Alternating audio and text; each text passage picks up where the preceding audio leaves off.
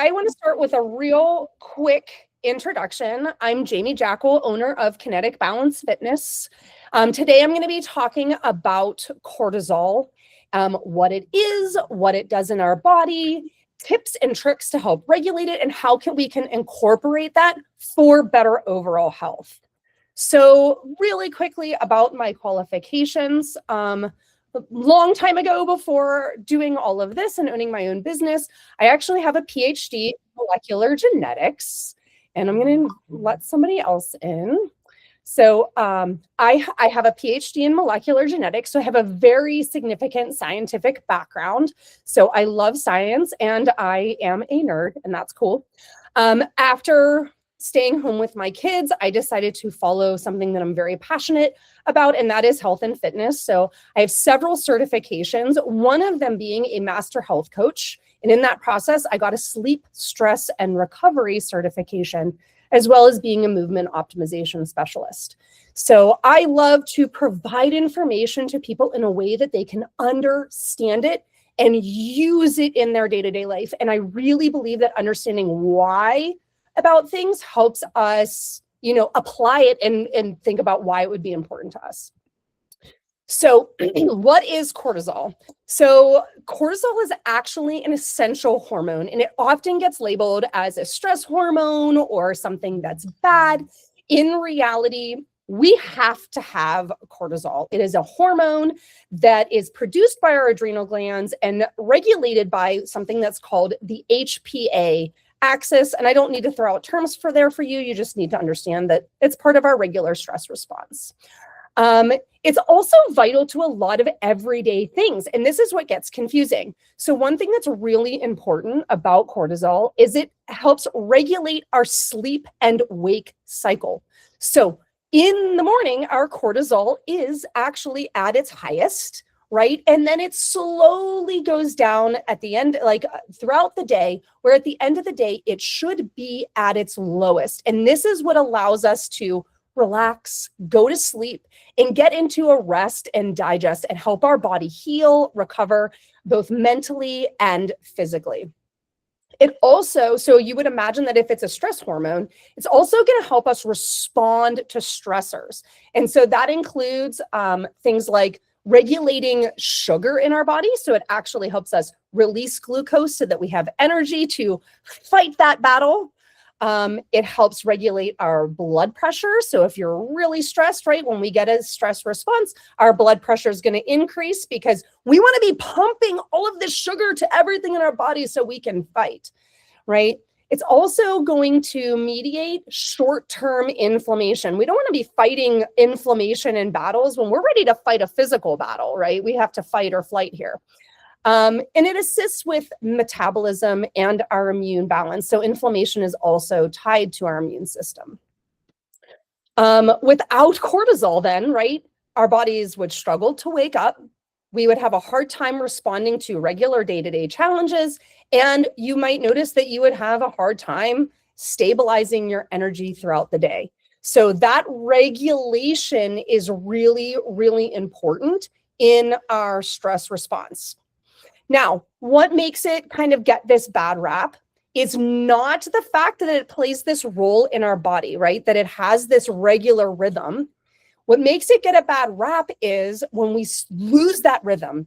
Either it goes high to wake us up and then it never comes back down, right? We're not able to come out of that fight or flight or that wake up response, right? Or you wouldn't get a good wake up response and the cortisol never actually goes up. And so it's just kind of like humming along low level. You never really wake up. You're never really alert.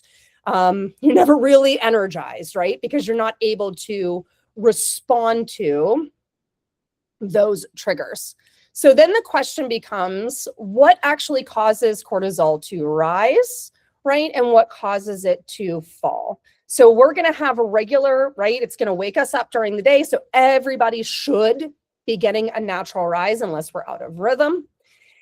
And then we're going to have times in our day. We all know, I mean, I know a lot of the people on this group are moms, or you are a busy working person and you have day-to-day stressors, right? A big meeting might cause a spike in your cortisol. So, it's not that I shouldn't be alert or a little bit nervous because I want to do a good job in my meeting, or I'm going to tackle a difficult conversation with somebody. These are normal things of life.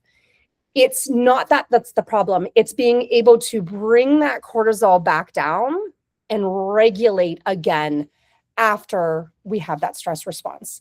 And when we don't bring it back down, what we're going to feel is and I'm sorry, I should have mentioned that also intense, unfamiliar exercise. Okay. So if we're really amping up our intensity to exercise, that can also increase your cortisol levels. Poor or disrupted sleep. So if you are naturally somebody that works evening shifts or has weird shift work, that might disrupt your cortisol. And then again, like I said, that sudden flight or flight incidents, like, major things at work, or even if you were to like almost get into an accident in the car, or you have like a jump scare.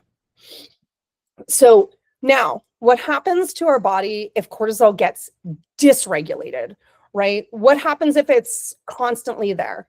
We're going to have mental and emotional stressors. We're going to have sleep disruption or disturbances in our sleep patterns, whether that's like you're waking up, or maybe you wear a tracker and you notice that you're getting way less deep or REM sleep.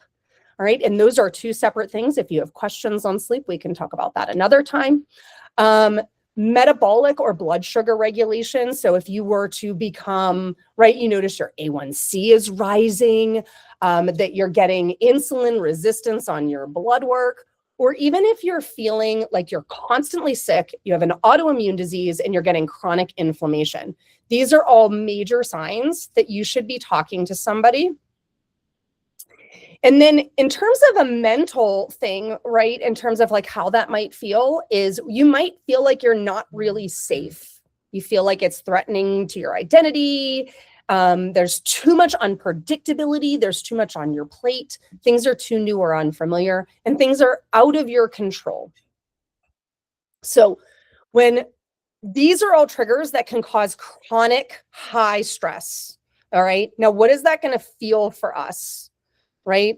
I mean, because most of the time, my recommendation is if you're somebody who thinks that your cortisol is out of whack, you are experiencing these symptoms, your very first thing you should do is talk to your doctor about it, right? There's no real, I can explain to you some of the symptoms that you can look for to see if stress is really a problem for you.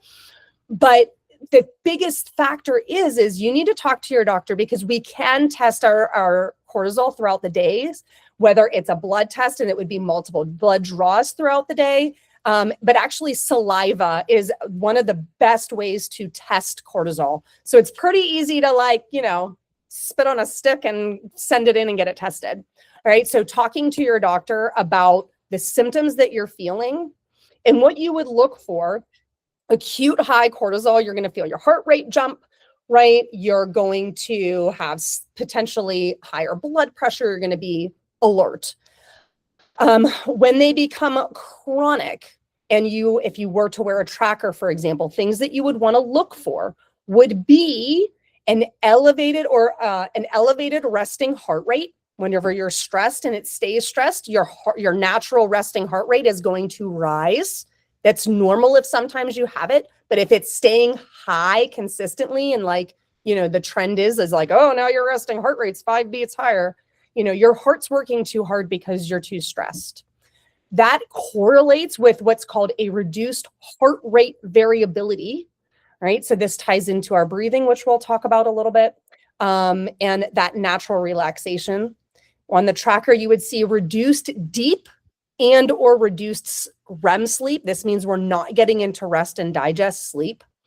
You would have difficulty falling asleep. You might have frequent waking or racing thoughts. When these would be like indicators on your tracker to look for to see if your stress is staying high. What does that feel like physically if you don't have a tracker, right?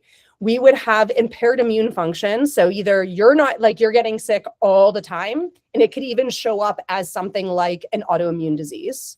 Like I said, you'd have blood sugar dysregulation or insulin resistance. You could see your triglycerides go up in your blood work. Maybe weight gain. And this is where people, like a lot of this is why it's so big in the health and wellness industry, is because we do increase our storage of visceral fat. So that's fat stored within our abdomen around our organs, and it's very dangerous to our overall health. So that weight and body size is not a factor here. It's just that that's where if we store it viscerally inside our and around our organs, that's a major health factor. And you could see reproductive disturbances. Okay, this would be irregular cycles or ovulation issues, right? Loss of a cycle is a major indicator that you've lost your HPA axis. And if you normally, like, let's say you're like, I'm like 28 days on the dime, but you start to notice that now we're 21, now we're 30. That could be sometimes an indicator of perimenopause, right? But also too high of stress levels. And for men, reduced testosterone, which would come out in a reduced libido and sperm quality. So those are like really the symptoms that you would want to look for, right? Beyond what you would see on your tracker, beyond what you would experience in your body. So now the major thing is, does anybody have any questions on like what you might see and expect to see or feel in your body in relation to cortisol? All right, so now here's the real thing. This is what most people want to know and what to do. What am I supposed to do, right, to help regulate cortisol, help calm things down and get myself to relax? And there's 4 real ways that we can do this. And what works for each individual person is unique to you. So the 4 major things are going to be breathing, which is the easiest and highest relation in terms of research quality, right? The biggest bang for your buck is literally just learning how to breathe to get into a rest state. All right. Movement is going to be another one we'll talk about, mindfulness, and then relaxation. All right. And that's not just all chocolates and bubble baths. So breathing, why breathing is really important. It helps turn off the fight or flight and move us into rest and digest. And what that looks like is nasal breathing. It is close your mouth. You can close your eyes. You can do it sitting. You can do it standing, wherever you want, right? You breathe in through your nose. You expand your belly, nice and controlled breath in, 4 to 6 seconds. Exhale, really nice and slow through the nose, right? Let it go slowly. Do this for 3 minutes. 3 minutes is the key number here, right? It needs to be time. It can't just be like, I wish it was that easy. I mean, but breathing is pretty easy, right, guys? I'm not asking you to move a mountain here. So just slowing down. And a great place to incorporate this slow breathing is before bed. Why? Because we want to bring that cortisol down, right? Bring our rest and digest up. We're activating what's called the parasympathetic nervous system. That is rest and digest. That will improve your sleep. It will improve your recovery. It will lower your resting heart rate, increase that HRV, and start you to regain that rhythm of cortisol. All right, so breathing is a great way. And I do have some videos on diaphragmatic breathing and crocodile breathing in ways that you can actually practice this day to day and figure out when it works best for you. So the next one I wanted to talk about is movement, and I call this actively de-stressing. This is taking time for yourself and your movement. This is not an intense workout, although, I mean, I do love me a good intense workout. I'm maybe a little bit of a drunkie with that, but to each their own, right? This is easy, unforced, enjoyable, calming. It supports your mental, physical, and emotional health. This is like, I'm talking about like walking outside, being out in the world, getting some vitamin D. This is doing a yoga flow. This is like dancing, right? If you just love to like feel your body and be silly, be goofy, that's what we're talking about here. Whatever works best for you. This is so individualized. And that's such an important thing for me in health and fitness is there's no one size fits all. This is truly movement that like speaks to you deep inside your soul. And it's like, oh my God, I'm so glad I did that. Right. So and that looks different for everybody. Then the next one would be mindfulness.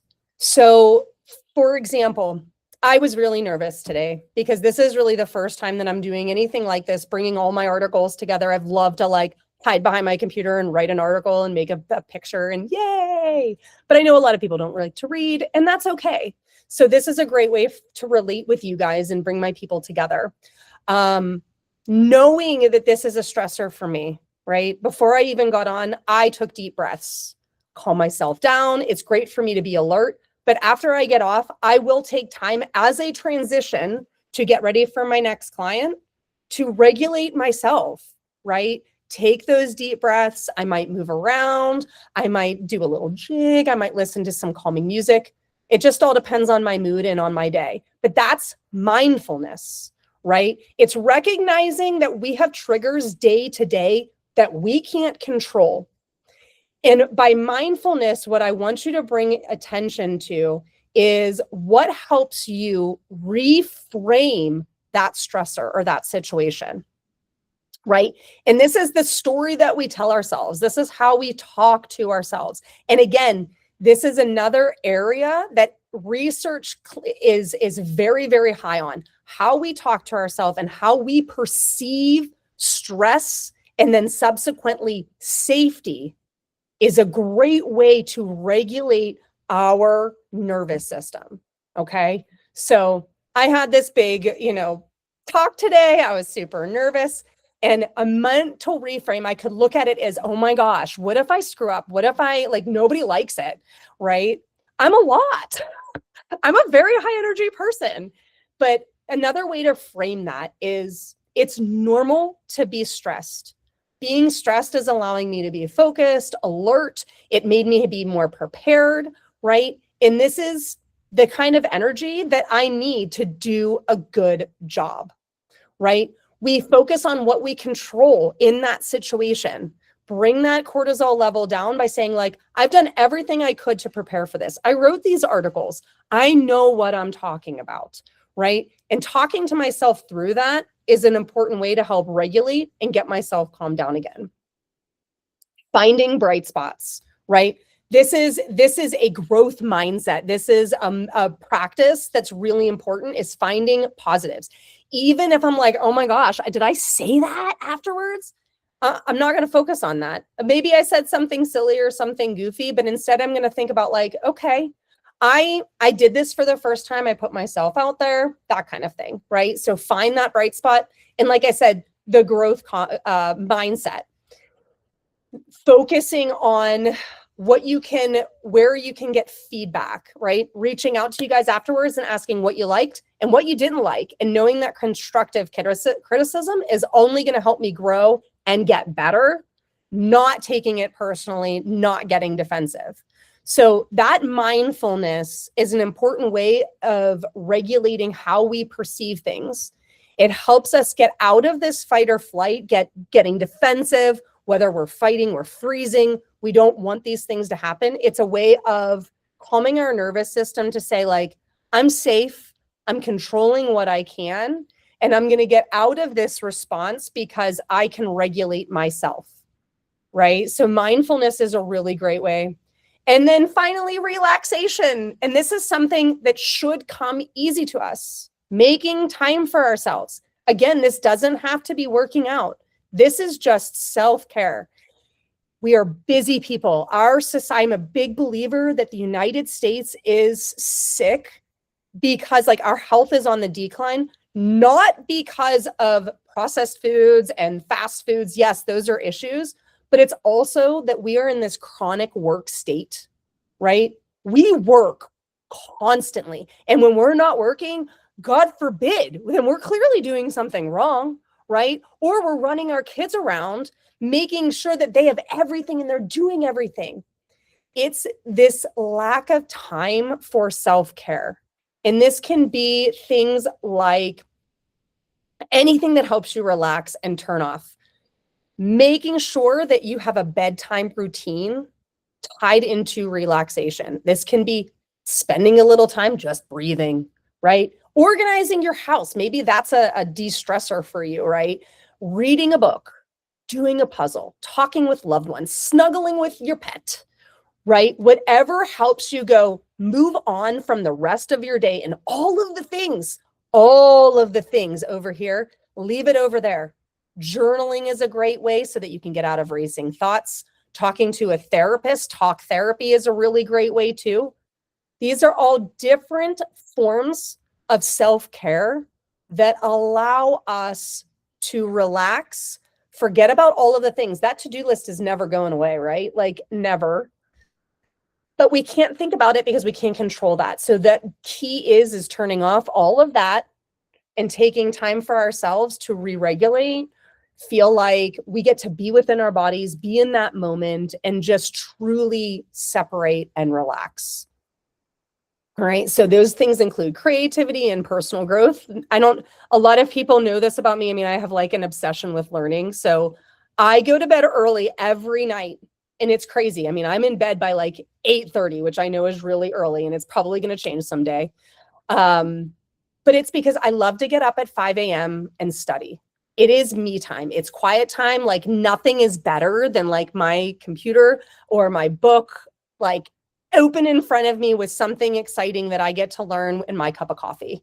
It's my time, right? So that's, to me, is really important. It's a driving factor that actually gets me into bed at night. Comfort and relaxation, that can be showers, massages, right? Whatever helps you kind of key in.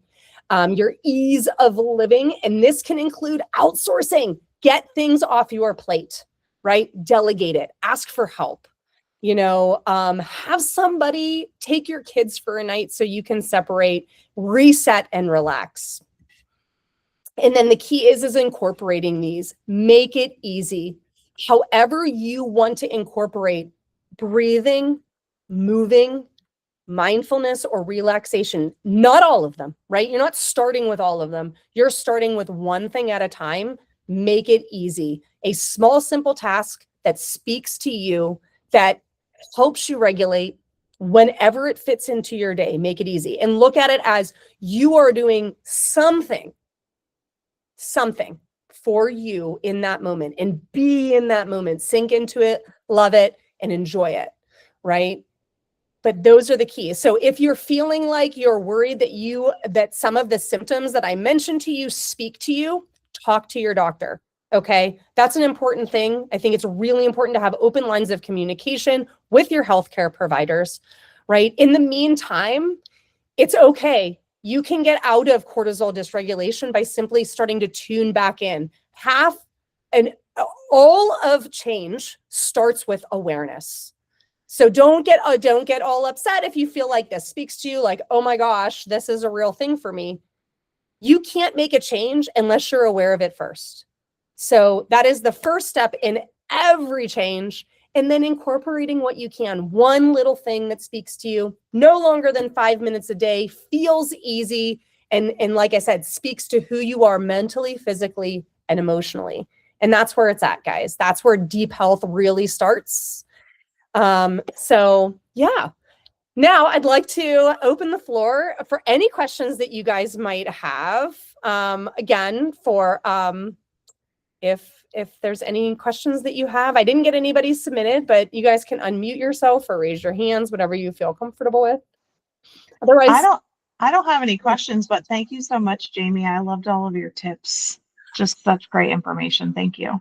You are so welcome, Nicole. I hope that they you feel a little bit more like you understand it, and you feel like you have actionable things that you can take away from this to help you personally feel better. So thank you. All right. Well, thank you guys very much for joining me. I really appreciate the opportunity to be part of your health and wellness journey. And I hope you find one little thing that you can do for yourself to relax and get great sleep tonight, because that's what we all want, right? Sleep and energy. All right, guys. Thank you so much. Keep up the great work, and thank you for joining me. Thanks, Jamie. You're so